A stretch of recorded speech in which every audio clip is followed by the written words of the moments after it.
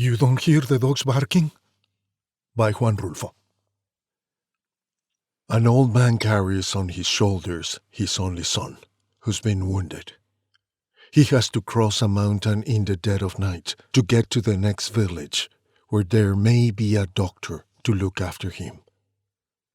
Both their lives unravel in the journey.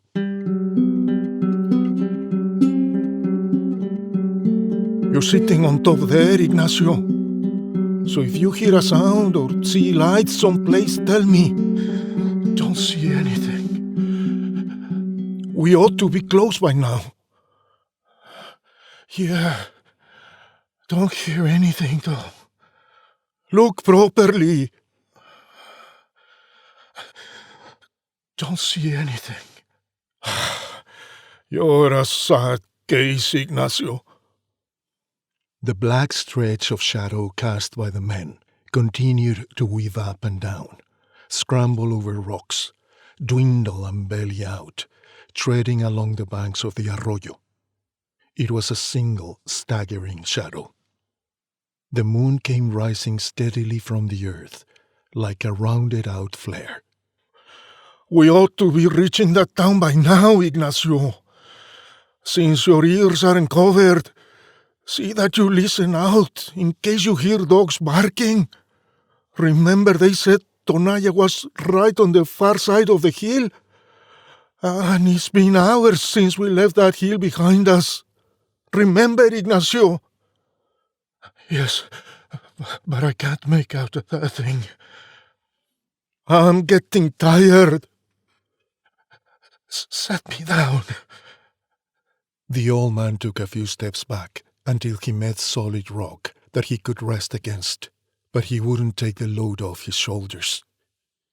Even with his legs starting to give, he didn't fancy sitting down, because he wouldn't have the strength afterwards to hoist up the weight of his son, who all that way behind hours ago they had helped him load on his back. And since then, he had been carrying him like that. How are you feeling? But he hardly spoke, gradually less and less. Every so often he seemed to be sleeping. Every so often he seemed to grow cold, trembling. He realized when his son got the shakes from his shuddering, and from the way those heels dug into his sides as if spurring him on, and then the way his son's hands, fastened around his neck, juddered his head like a rattle. He clenched his teeth so as not to bite his tongue, and when that spell came to an end, he asked him, "You hurting a lot?" "Some," he answered. At first he had said, "Let me down here. Leave me here. You get on by yourself. I'll catch up with you tomorrow or whenever I get the strength back a bit." About 50 times he said it. Now he wasn't even saying that much. There hung the moon, straight ahead of them, a large red moon that flooded their eyes with light and stretched and darkened their shadows along the ground. "Now I can't even tell where I'm going," he said, but no one answered. The other man was sitting up top, flash in the moonlight, his face drained of color, bled to a blurred pale sheen. And there he was, right underneath him. "You hear me, Ignacio? I can't see too great, I'm saying." And the other kept quiet. He went on walking, stumbling along. His body would hunch over, and then he'd straighten himself before stumbling once again. "Some road this is. They told us Tonaya was on the far side of the hill. We've already passed that hill, and Tonaya nowhere to be seen, nor any sound that might let us know we're close. Why don't you want to tell me what you see from up top there, Ignacio?" "Set me down, Father." "You feel unwell?" "Yes." "I'm carrying you as far as Tonaya no matter what. There I'll find someone to treat you. They say they have a doctor there. I'm bringing you to him. I've been lugging your weight now for hours. And no way am I dumping you here so anyone that just happens along can finish you off. He staggered a little. He took a few steps sideways, and then he straightened himself again. I'm carrying you to Tonaya. Set me down. His voice went low and soft, all but a murmur. I want to lie down for a while. Get some sleep up top there. I've got you held tight, don't I? The moon rose steadily, near blue in the bright sky. Light bathed the old man's face, damp with sweat. He screwed up his eyes to keep from looking forward, now that he couldn't lower his head, what with his son's hands gripping tight. All of what I'm doing here, it isn't for you, sir, that I'm doing it. I'm doing it for your late mother. Because you were her son. That is the reason I'm doing it. She would give me an earful had I left you lying where I found you, sir.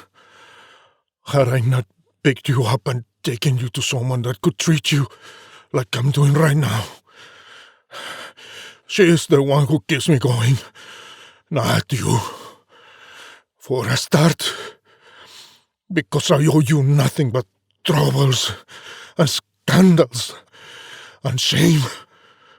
He sweated as he talked, but all that he sweated, the night wind would dry, and over the dried sweat, he would only sweat more. I'll get you to Tonaya if it gives me a hernia, sir, so somebody can treat those wounds they gave you. And there's no doubt in my mind, soon as you're feeling better, you will go back on your nasty old wonders again. What should I get at this stage? Just so long as you get lost someplace where I never again hear word of you. Just so long as that. Because I don't look on you as my son anymore. I curse whatever blood of mine flows in you. Whatever part of you comes from me, I curse it. What I said was, may the blood I gave him rot in his kidneys. That's what I said when I got wind of you out prowling the roads, earning your living by robbing and killing folk. And decent people at that. And for one, there's my compadre Tranquilino. The man, sir, who baptized you. The man who named you, sir. He was another one unlucky enough to cross paths with you. From that moment on, I said, that is no son of mine.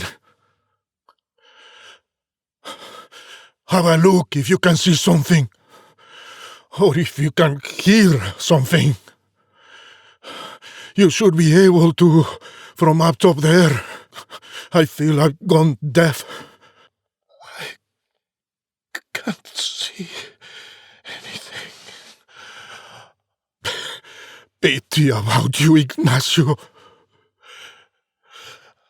I'm thirsty. Tough it out. We ought to be close by now. Thing is, it's the dead of night, and the lights must be out in the town. Although at least you ought to be able to hear any dogs barking.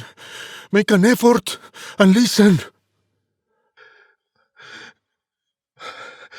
Give me a drink of water. We got no water here. We got nothing but rocks. Tough it out.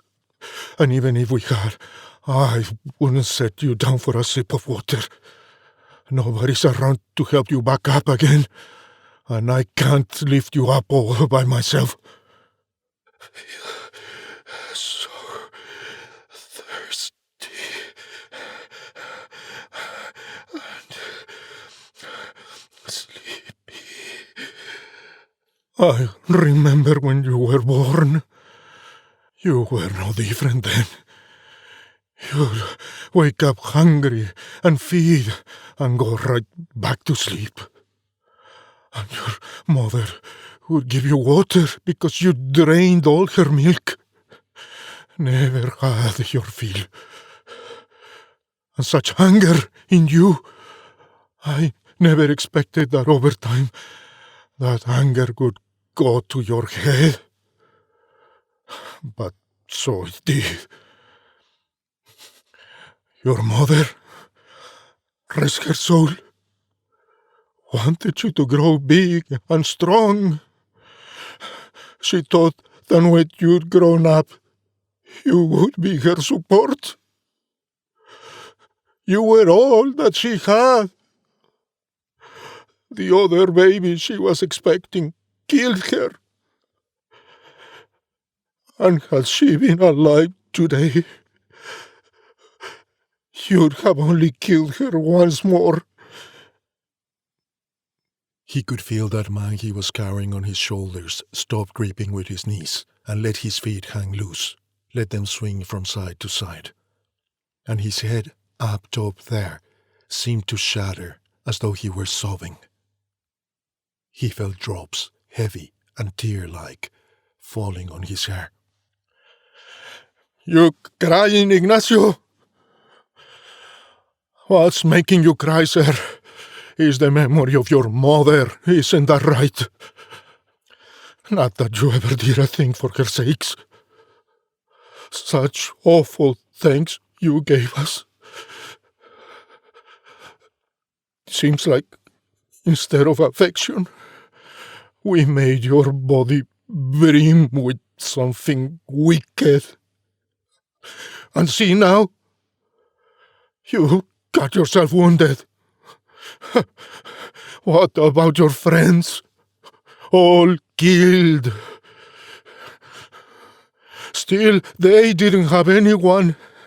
They had every right to say, we've got nobody to be feeling sorry for. But you, Ignacio? The town lay right up ahead now. He saw rooftops gleam in the moonlight.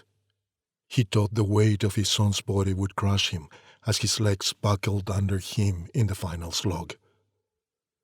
The first shack he reached, he leaned back over the curb of the footpath and he let go of the body, in a flop, as if they dislocated every joint in him.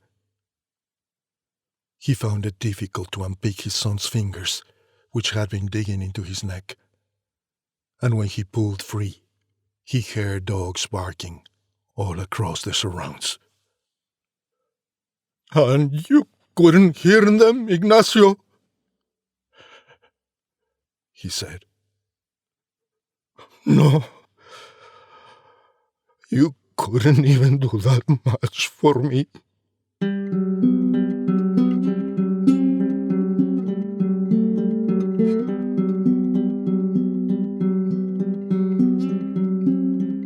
Thank you for listening.